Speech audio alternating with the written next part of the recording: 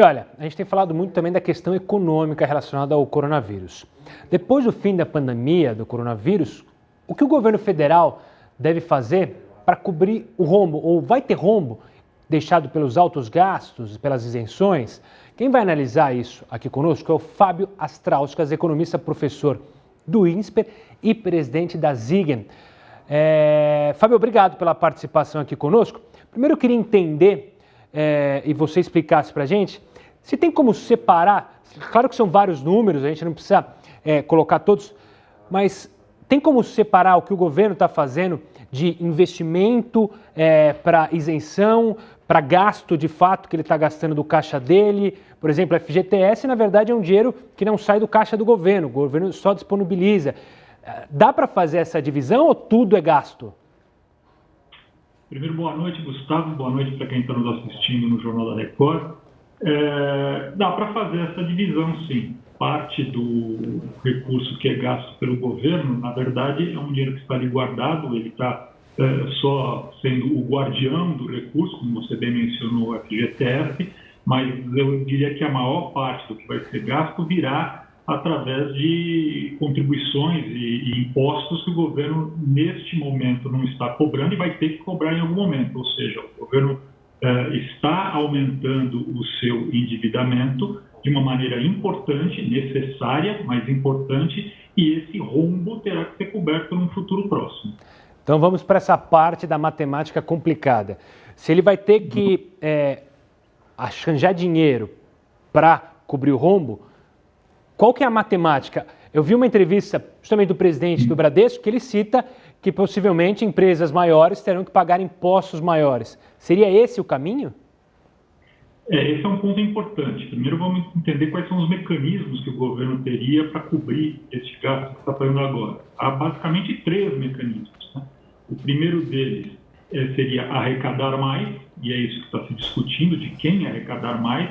O segundo seria ele tomar dinheiro emprestado através de títulos públicos e remuneração de juros. Isso aumentaria os juros e nós voltaríamos a ter um aumento da taxa Selic no momento próximo. E o terceiro ponto que o governo poderia atacar seria a emissão de dinheiro. Só o governo pode emitir dinheiro e isso poderia, num segundo momento, também gerar inflação.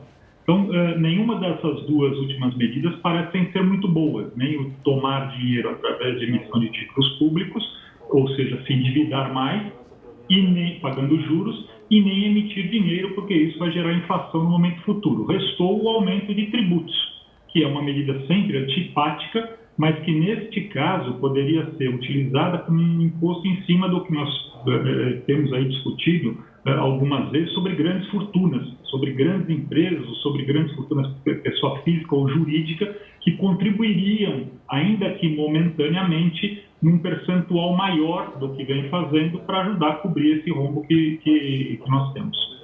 A grande questão quando a gente fala sobre a taxação de grandes fortunas é que alguém mira exemplos de outros países que não deu muito certo, cita a França, tem a questão política. Na sua visão, isso pode ser ainda assim uma saída, mesmo que haja exemplos não tão favoráveis? Há outros exemplos positivos?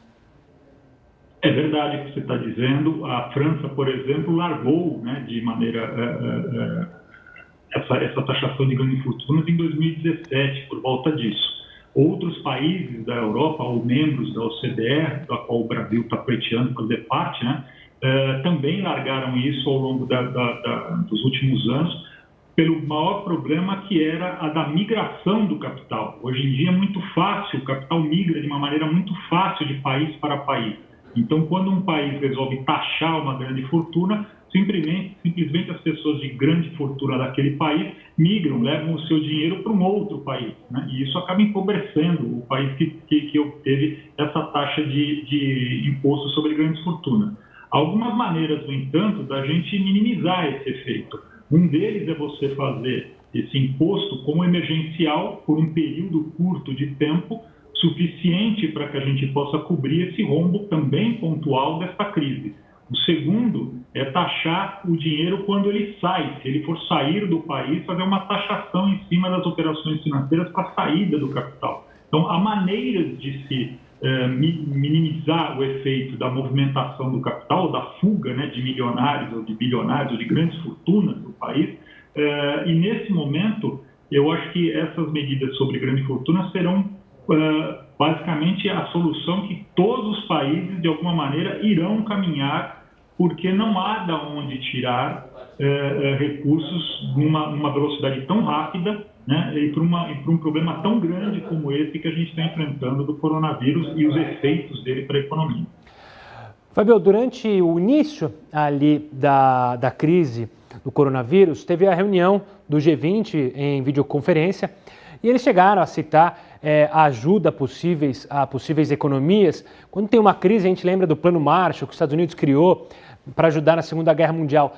Se vislumbra algo assim de economias poderosas, até preocupadas com a globalização, ou seja, um país que pode quebrar, pode afetar outros países em efeito cadeia? Você acredita que haverá uma conversão mundial para segurar determinadas economias? Diferentemente da época do Plano Marshall, Gustavo, vamos lembrar que naquela época houve vencedores e houve perdedores, né? Logo após a Segunda Guerra. Os vencedores saíram muito fortalecidos, com muito dinheiro, e puderam financiar a reconstrução dos perdedores, né? Japão, Alemanha, vários países da Europa. Nesse momento, a crise assume uma condição bastante diferente. Essa é uma guerra onde todos os países, pobres ou ricos, irão perder, de maneira maior ou menor. Então, a capacidade de ajuda do G20, não há dúvida que ela é maior do que aqueles países que estão fora do G20, que são a maioria, né, outros quase 160, 170 países fora desse grupo.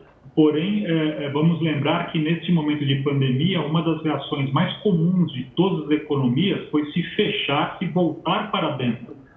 Não me parece que seja racional que mesmo o G20, cujos países irão enfrentar problemas graves, como a gente tem visto aí de recessão, de desemprego, mesmo em países como os Estados Unidos, todos os países da Europa, irão ajudar os demais países sem antes arrumar a sua própria economia. Mais uma vez, nós vamos cair no problema de que eu arrumo a minha casa primeiro, depois ajudo, né, quem está necessitado. Bom, ainda entrando nesse aspecto de arrumar a casa aqui para depois ver o vizinho, corre o risco dessa ajuda ao vizinho ou esse nacionalismo momentâneo, preocupado, claro, com a população, se perdurar? E isso assusta a economia que sempre, principalmente os mercados internacionais, esse mundo globalizado que a gente viveu por um bom tempo, tem uma preocupação dessa retomada da economia ser um pouco mais lenta, justamente por todo mundo só se preocupar com o seu, essa questão nacionalista? Há essa preocupação? Você acredita que assim que passar a pandemia a gente tende a não voltar ao que era antes, porque é muito difícil, mas seguir o caminho trilhado anteriormente? Eu acho que pouco a pouco, e acho que o movimento de recuperação da economia dessa vez será muito mais lento do que nas crises anteriores, ele vai acabar resultando, obviamente, em uma distensão dessa nacionalização, dessa internação, né, das pessoas, e a gente vai voltar a ter um comércio global e transações comerciais entre os países, voltando a níveis parecidos com o que a gente viu antes da crise. Mas, como você bem disse, várias medidas que estão sendo tomadas hoje terão reflexos de médio e longo prazo, e não há dúvida que vários países irão rever essas suas políticas de globalização excessiva. Veja um caso específico aqui no Brasil, que pela globalização acaba dependendo de boa parte dos seus equipamentos médicos hoje tão necessários de fora, né? Os países eles vão pensar duas vezes antes de depender tanto da economia global para suprir as suas necessidades básicas. Fábio, eu quero agradecer demais a sua participação, suas explicações, tanto aqui no cenário nosso do país e também abrangendo o mundo inteiro. Obrigado e até uma próxima, Fábio. Eu que agradeço a você, Gustavo, e agradeço a todos que nos ouviram. Boa noite.